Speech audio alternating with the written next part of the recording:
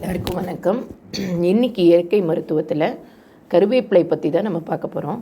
இதோட பேரே நீங்கள் பார்த்தீங்கன்னா கருவேப்பிலை, கருவுக்கு வேப்பிலை போன்றது அப்படின்னு இதுக்கு ஒரு மருத்துவ குணமும் உண்டு. இதில் என்ன இருக்குது அப்படின்னு பார்த்தீங்கன்னா, முதல்ல முடி உதிர்தலை தடுக்கும். தலைமுடினால் நிறைய பேருக்கு தலைமுடி கொட்டுறது அண்ட் இந்த பொடுகெல்லாம் சேர்ந்துட்டு ரொம்ப அவஸ்தைப்படுவாங்க. அதுக்கு பெஸ்ட்டு மெடிசன் இந்த கருவேப்பிலை தான். இந்த கருவேப்பிலையை உள்ளேயும் நீங்கள் சாப்பிட்ணும், வெளியிலையும் அரைச்சி நீங்கள் தலையில் தடவரைச்சா என்ன ஆகுனாக்கா இந்த முடி கொட்டுறது கண்டிப்பாக நிற்கும். அதே மாதிரி இந்த தலையில் உள்ள அந்த பொடுகு, அப்புறம் இந்த புழுவெட்டுன்னு சொல்லுவாங்க, அதெல்லாமும் கண்டிப்பாக இந்த கருவேப்பிலை நீங்கள் தொடர்ந்து தடவிக்கிட்டே இருக்கிறச்சே சரியாகும். அது வெறும் கருவேப்பிலையாக நீங்கள் தடவாமல் அதோட கரிசலாங்கண்ணியும், நெல்லிக்காய் பவுடர், கீழா நெல்லி பவுடர், அவுரி விதையும் இப்போல்லாம் உங்களுக்கு நாட்டு மருந்து கடையிலேயே எல்லாமே கிடைக்கிது. ஸோ அது எல்லாத்தையும் வாங்கி இது மூணுத்தையும் ஒரு பேஸ்ட்டு மாதிரி போட்டு அதோட கொஞ்சோண்டு மருதாணியை நீங்கள் சேர்த்துக்கலாம்.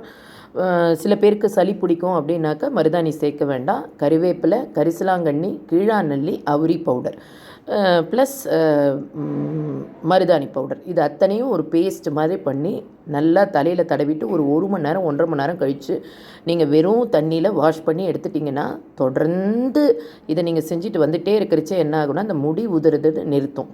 அடுத்தது பொடுகை குறைக்கும். இந்த தலையில் பூச்சி வெட்டினாலும் முடி வளராமல் இருக்குது பார்த்திங்களா, அதையும் சரி பண்ணும்.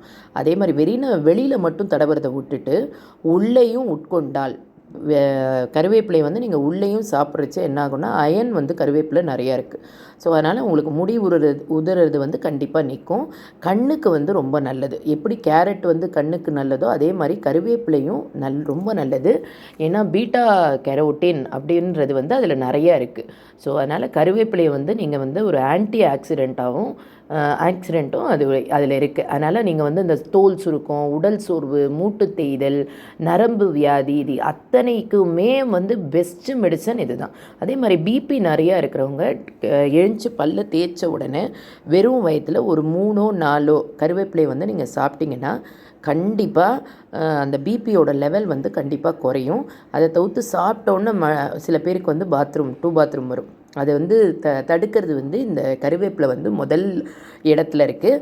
ஸோ இதை கருவேப்பிலை பவுடியாகவும் செஞ்சு நீங்கள் சாப்பிட்லாம், மோரில் கலந்தும் நீங்கள் சாப்பிட்லாம். இதில் அவ்வளோ நன்மைகள் இருக்குது. அதனால் இயற்கையாகவே கடவுள் இதெல்லாம் நமக்கு ஒரு வரப்பிரசாதமாக கொடுத்துருக்கிறார்.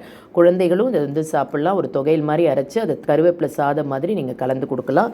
அதனால் அந்த குழந்தைகளுக்கு இரும்பு சத்துலேருந்து எல்லா சத்துக்களுமே அதுக்கு கிடைக்கும். ஸோ இதை நாம் மட்டும் பயனடையாமல் இதை மற்றவங்களுக்கும் நீங்கள் ஷேர் பண்ணி சப்ஸ்கிரைப் பண்ணுங்கள். கண்டிப்பாக இதில் அவ்வளோ பெனிஃபிட்ஸ் இருக்கிறதுனால அவ்வளோ நன்மைகளையும் நாம் பெற்றுக்கொள்ளுவோம். தேங்க்யூ ஸோ மச் ஃபார் வாட்சிங். மறக்காமல் என்ன பண்ணிவிடுங்க, சப்ஸ்கிரைப் பண்ணுங்கள்.